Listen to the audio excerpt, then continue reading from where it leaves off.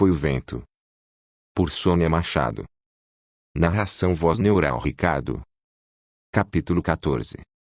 Quando Lívia desceu as escadas, protegida em seu casaco de tricô tecido com fio grosso meurose na cor ozônio, uma cor que ficava entre o cinza e azul, ainda havia uma camada branca de geada cobrindo a grama baixa do pequeno jardim. Naquela semana, mais que em todas as outras, a temperatura havia baixado bastante em razão de uma leve garoa. Houve dias em que o sol ficara praticamente escondido. Mas naquela manhã, os primeiros raios já tentavam romper a neblina que cobria a rua. De repente, eles abriram uma brecha na cortina translúcida, e iluminou o rosto de Lívia que admirava as pétalas aveludadas e róseas, que acabara de colher ainda com pingos de sereno. Bom dia, sol. Se prometer não se esconder hoje, talvez eu o pinte mais tarde. O que acha? E sorriu subindo as escadas com as rosas nas mãos. Parou no alto da escada e olhou a rua com seus primeiros movimentos do dia. O vento soprou gelado, apesar do sol, e Lívia levantou a gola do casaco entrando em casa. Já na cozinha colocou a chaleira para ferver a água do café, e aparou com uma tesoura os galhos das rosas ajeitando-as no vaso. Enquanto Lívia colocava o arranjo de rosas na mesinha de centro da saleta, relembrou de um tempo, quando ainda tinha seu pai. Eles moravam em outra casa, que além das rosas, tinha também hortênsias e margaridas brancas. A vida tomara outros rumos, ela pensou, sentindo saudades do pai. Tudo seria mais fácil se você estivesse aqui, papai. Falou em voz alta. Desde que se lembrava, era seu pai, que todas as manhãs, antes de trabalhar, colhia flores e as oferecia com um beijo à sua mãe e ela as colocava no vaso. Era como se fosse um ritual. Eles se amavam tanto. Lívia se lembrou ainda que o pai, um dia lhe dissera que ela se parecia com sua avó Leonor. Você é a cópia de sua avó Leonor. Seu pai havia dito quando ela completara 16 anos. Papai. Não tem alguma foto dela? Lívia havia perguntado. Não tenho.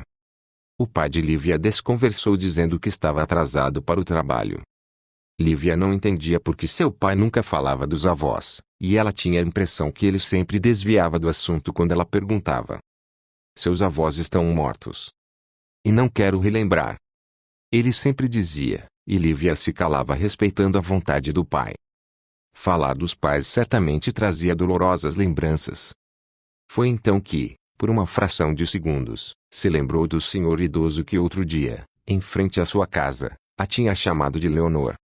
Não, não pode ser meu avô. Ele está morto. Disse em voz alta e balançando a cabeça voltou à cozinha. Deve ser apenas coincidência. Sempre há muitas pessoas com esse nome. Se pelo menos eu o visse de novo. Dona Esmeralda amanhecera bem naquele dia para a alegria de Lívia que estava às voltas com o café na cozinha e até se assustou com a voz da mãe atrás de si. Bom dia, minha filha, a sua voz fraca, mas inebriante ecoou na cozinha e Lívia foi logo beijá-la.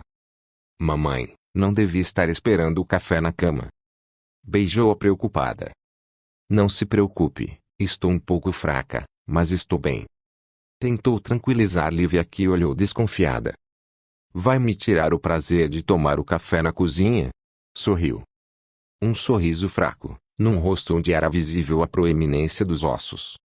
Está certo então, mamãe, e beijou-a de novo. Olhe, hoje fiz panquecas de banana. E apontou para a bandeja cheia, enquanto desligava o fogão e pegava o bule de café quente. Espero que a senhora coma bastante. Só não exagere no café, disse sorrindo, acomodando a mãe na cadeira e ajeitando o chale de lã cor de palha, que ela trazia nos ombros. Depois despejou o café na xícara apenas até a metade, e colocou diante da mãe a travessa de panquecas. Dona Esmeralda olhou aflita das panquecas para a filha e sorriu. Lívia esforçava muito para que ela ficasse bem, e por isso se forçou a comer. As panquecas estão muito boas. Falou depois de morder um pedaço, mastigar com esforço e engolir.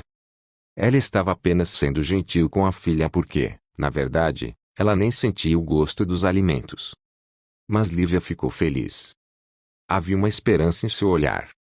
Viu o buquê lindo que fiz hoje, mamãe? Lívia perguntou depois de mordiscar um pedaço de panqueca.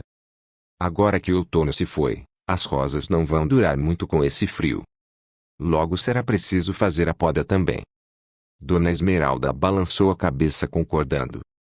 Gostei do buquê de hoje, sim, admitiu com um leve sorriso, se lembrando de que, ao passar pela sala, visualizara no vaso da mesinha de centro, ao invés das 2 rosas que formava o simples e pequeno arranjo diário, tinham 3.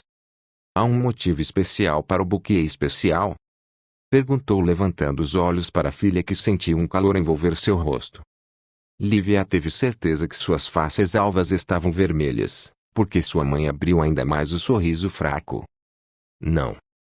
Não. Gaguejou, traindo-se ainda mais. Que motivos eu poderia ter, mamãe? Disse baixando o olhar e entretendo-se com um pedaço de panqueca. Pelo que notei, você aumentou o número de rosas. Já não somos só nós 2. Existe mais alguém que eu não saiba? Dona Esmeralda se lembrou também de que quando o esposo era vivo, ele sempre colhia 3 flores, que segundo ele, representava a família. Quando ele partiu, Dona Esmeralda passou a colher apenas 2 e Lívia seguiu o mesmo ritual. Contudo, naquela manhã, esse ritual havia mudado. Olhe, não se acanhe, Lívia. Tentou tranquilizar a filha. Sei que ele esteve aqui ontem. Confessou. Ele. Quem? Lívia estava cada vez mais sem jeito diante da mãe. Quem? Não sou eu quem devia fazer essa pergunta. Dona Esmeralda levantou uma sobrancelha. Não estava dormindo, mamãe. Não está pretendendo que eu durmo o dia inteiro, está? Não sou um bebê. Desculpe, mamãe. Mas é que me parecia tão fraca ontem. Isso não me impede de ficar a par das coisas que acontecem à minha volta. Então ficou me vigiando. Finalmente Lívia conseguiu sorrir um sorriso meio tolo. Talvez. Mas não fiquei atrás da porta, se é isso que está insinuando. Respondeu Dona Esmeralda levantando novamente uma sobrancelha. E ambas riram juntas, um riso que tinha o gosto de tempos atrás. Ele vai voltar? Dona Esmeralda questionou a filha com a voz já um pouco cansada. Falara mais do que suas forças exigiam, o que preocupou Lívia. Talvez. Lívia imitou sua mãe. O nome dele é Arthur. Ele faz caminhadas nessa rua. Conhecemos-nos há uma semana. Está mais que na hora de você arrumar amigos e quem sabe algum namorado. Dona Esmeralda disse olhando para Lívia com um olhar questionador. Somos apenas amigos. Lívia adivinhou o pensamento da mãe, e não pôde deixar de se lembrar do beijo que Arthur lhe dera uns dias antes. Amigos? Mas e a rosa a mais no vaso? Dona Esmeralda não pode deixar de questionar com um sorriso brincalhão. Ela não significa um laço mais forte. Mamãe. Agora chega de interrogatórios. Precisa descansar. Sua voz soou imperativa e Dona Esmeralda obedeceu levantando da cadeira, com a ajuda da filha e dirigindo-se ao quarto, não sem antes pegar o livro na poltrona da saleta, e o levar consigo de forma possessiva. Lívia revirou os olhos, mas não disse nada. Apenas sorriu. A mãe era extremamente romântica, um romantismo que o realismo havia pincelado de dores. Ah, hoje quero que faça um bolo de chocolate para o lanche da tarde. A mãe de Lívia pediu já deitada em sua cama. Estou cansada de pão de milho. Tem certeza, mamãe? Pelo que me lembro, bolos estavam lhe fazendo mal. Não me questione. Faça o bolo, menina. Não subestime o desejo de uma moribunda. Mamãe, não fale assim. Lívia se entristeceu. Desculpe-me, minha filha. Estava só brincando. Mas não abro mão do bolo. E atirou um beijo para Lívia, depois de se ajeitar nos travesseiros e abrir o livro. Quando Arthur voltou na tarde seguinte, Dona Esmeralda estava sentada na saleta. Parecia que o esperava e ambos conversaram e riram, como se fossem velhos conhecidos. Lívia, sentindo-se esquecida, anunciou que ia preparar um café. Não esqueça o bolo, Lívia, lembrou-lhe a mãe com um sorriso cúmplice. Não esquecerei, mamãe. E saiu rumo à cozinha. O pedido da mãe surpreendera Lívia, pois não queria saber de bolos. Reclamava que lhe pesava o estômago. Naquele dia, no entanto, ela pedira para fazer o bolo de chocolate, e Lívia chegou a pensar que fosse um esforço da mãe para superar o mal-estar. No entanto, agora que Arthur conversava animadamente com a mãe, Lívia teve certeza que o bolo era especialmente para Arthur. Por isso parou no meio do caminho e buscou o olhar da mãe que, sentindo-se descoberta nas suas intenções, apenas sorriu e voltou sua atenção para Arthur. Lívia voltou alguns minutos depois com a bandeja do café, e retornou à cozinha para pegar o bolo. Dona Esmeralda fez questão de servir Arthur, mas ela mesma não comeu, alegando que estava um pouco enjoada, o que só confirmou as suspeitas de Lívia, com relação à exigência da mãe em fazer o tal bolo.